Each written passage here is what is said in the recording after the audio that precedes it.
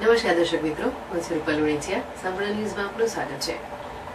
શક્તિપીઠ અંબાજી ખાતે આવતીકાલ 12 સપ્ટેમ્બરથી ભાદરવી પૂનમનો મહામેળો શરૂ થવા જઈ રહ્યો છે, જેને લઈ તમામ પ્રકારની તૈયારીઓને આખરી ઓપ અપાઈ ચૂક્યો છે.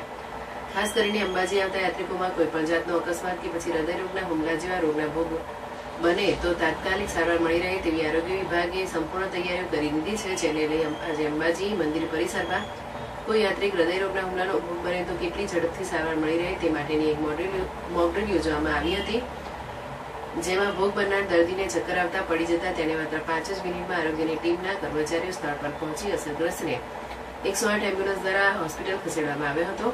જોકે આ મોકડ્રીલ યોજાતા યાત્રિકોમાં ભારે અફરાતફરીનો માહોલ જોવા મળ્યો હતો, પણ આરોગ્ય વિભાગના તાલુકા હેલ્થ ઓફિસર ડોક્ટર કિરણ ગમાર આ ઘટના આરોગ્ય કર્મચારીઓની ખરાઈ તપાસવા મોકડ્રીલ કરાયા હોવાની જાહેરાત કરી હતી.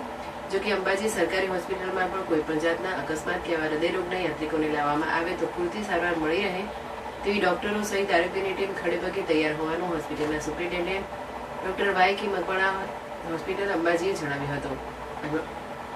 આમ અંબાજી ખાતે ભરાઈ રહેલા મેળાને લઈ આરોગ્ય વિભાગ દ્વારા સંપૂર્ણ તૈયારીઓ સાથે વ્યવસ્થા કરવામાં આવી છે, જેથી કરીને કોઈ પણ જાતની ઘટના બને તો તેમાં દર્દીઓને સ્થાનિક સ્તરે જ સારવાર મળી રહે.